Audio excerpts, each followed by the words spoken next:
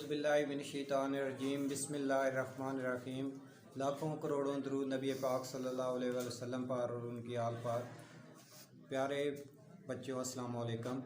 आज हम 9th class का चैप्टर नंबर 2 डिस्कस कर रहे हैं। स्मार्ट सिलेबस के मुताबिक जो क्वेश्चन स्मार्ट सिलेबस में शामिल है इंशाल्लाह वो डिस्कस किए जाएंगे। अगर किसी किस्म का मसला हो या आपके ज़हन में कोई क्वेश्चन हो तो नीचे व्हाट्सएप का नंबर है, आप उस पर भी मुझसे रब्ता कर सकते हैं। तो स्टार्ट करते हैं जी। मशक नंबर 2.1 क्वेश्चन नंबर 1 है। बाब नंबर 2 है हकीकी और गैर हकीकी कम्प्लेक्स अदाद है। इसको आज हम डिस्कस करेंगे। क्वेश्चन नंबर 1 है, इसमें नातिक और गैर नातिक अदाद की निशानदेही करनी है। नातिक और गैर नातिक की निशानदेही करनी है। तो सबसे जो पहला पार्ट है जज़र अंदर 3 है। अब हमें पता है कि जज़र अंदर 3 के अंदर, ये जज़र के अंदर 3 है तो ये आगे सॉल्व नहीं हो सकता है, इसका कोई सलूशन नहीं है। तो जज़र के अंदर जो ऐसा इंसान जिसका कोई सलूशन नहीं हो, ना हो, जिसका कंप्लीटिंग स्क्वायर ना हो, तो वो कौन सा होता है? वो गैर नातिक होता है। तो पहला जो पार्ट है वो गैर नातिक अदाद होगा, गैर नातिक होगा। दूसरा जो है उसे 1/6 यानी पी और क्यू की फॉर्म में हम लिख सकते हैं। तो ये कौन सा होगा? 1/6, ये नातिक अदाद होगा, नातिक अदाद होगा। अब पाई जो है ये भी गैर नातिक होगा, गैर नातिक होगा, क्योंकि पाई को हम पी और क्यू की फॉर्म में नहीं लिख सकते। 15/2 ये नातिक होगा, नातिक अदाद होगा 15/2। और ये 7.25 है, इसका अगर हम इशारिया ख़त्म करें तो ये बटे में आ जाएगा, ये भी नातिक अदाद है, नातिक अदाद है। उसके बाद जज़र अंदर 29 है, छठा पार्ट है। इसको भी हम आगे सॉल्व नहीं कर सकते, तो ये भी क्या होगा? गैर नातिक अदद होगा, गैर नातिक अदाद है, यह गैर नातिक अदद है। तो इसी के साथ पहला जो क्वेश्चन है उसमें हमने सिर्फ नातिक और गैर नातिक अदाद की निशानदेही करनी थी। तो हमने 6 के 6 जो पार्ट हैं उसमें हमने बता दिया है कि नातिक कौन सा है और गैर नातिक कौन सा है। तो इसी के साथ ये हमारा पहला क्वेश्चन जो है ये कंप्लीट हो जाएगा। क्वेश्चन नंबर 2 का था, क्वेश्चन नंबर 2 है, इन क्वेश्चंस को हमने इशारी अदाद में तब्दील करना है। पार्ट 3 हमारे स्मार्ट सिलेबस में शामिल है। 57 और 8 है। तो क्या करेंगे? 57 को अंदर रखेंगे और 8 पे तकसीम कर दें। 57 डिवाइडेड बाय 8, 8 7 बार 56 होता है, 56 आ जाएगा। 7 में 6 गए 1।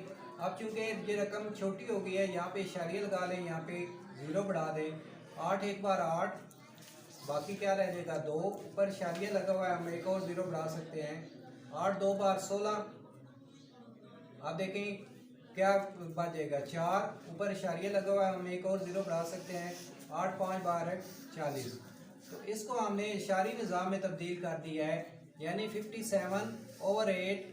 इसका आंसर आ जाएगा हमारे पास 7.125, 7.125। इसी के साथ ये हमारा पार्ट जो है ये कंप्लीट हो जाएगा। आगे हमारे पास फोर्थ पार्ट है, 205/18 है। तो सबसे पहले 205 को अंदर रखेंगे और 18 पे तकसीम कर लें। 18 एक बार 18, यहाँ से हासिल लेंगे 10, 10 में से 8 गए 2, ऊपर से 5 उतारेंगे।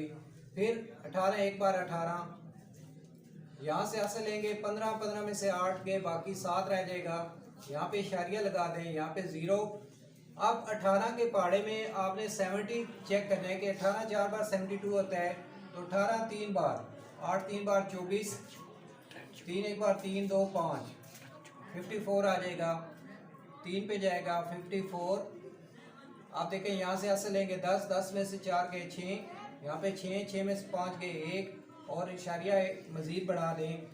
अब इसे किसके साथ ज़रब देंगे? 18 को अगर हम 8 से ज़रब दें, 8 8 बार 64, 4 हासिल आ गए 6, 8 एक बार 8, 6 14, 144।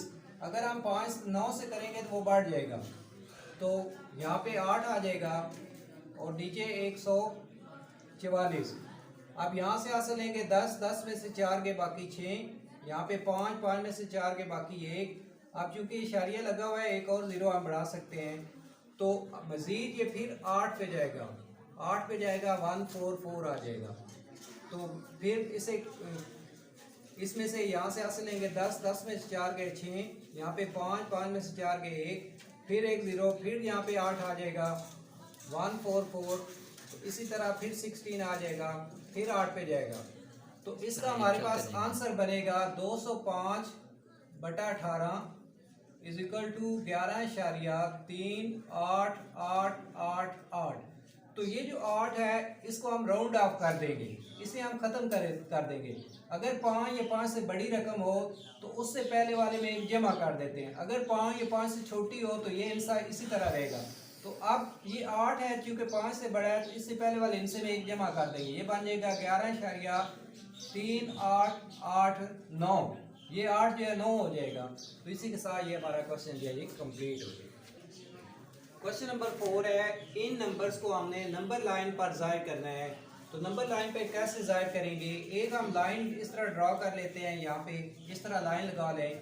ये फर्ज करें ये ओरिजिन है, 0 पॉइंट है। इससे अगर हम राइट साइड पे जाएंगे तो इसकी वैल्यू बढ़ेगी, यानी अगर यहाँ पे 0 1, यहाँ पे क्या आ जाएगा 2।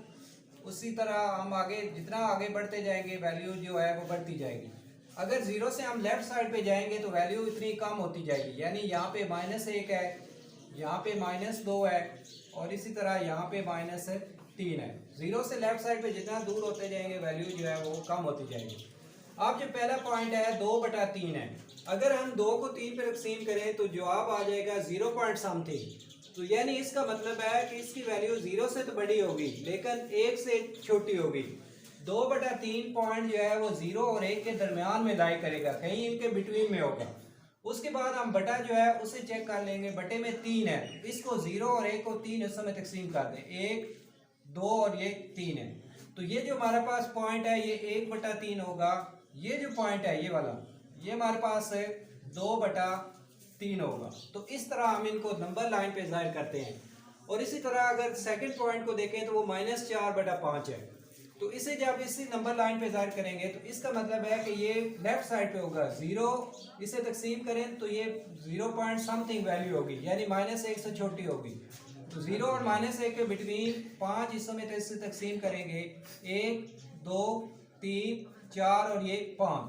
ये जो हमारा पॉइंट है ये -1/5 है, ये -2/5, ये -3 और ये जो हमारे पास पॉइंट होगा ये हमारे पास ये -4/5 होगा। तो इस तरह हम नंबर लाइन पे जाहिर करते हैं। और आगे हमारा पॉइंट है 1 से 3/4। तो इसका मतलब है ये 1 से आगे होगा और 2 से पीछे होगा। तो बटे में 4 है, इसको 4 हिस्सों में तकसीम कर लें, 1 2 3 और 4। ये हमारे पास जो पॉइंट है 1 से 1/4 है, ये 1 से ही 2/4 है।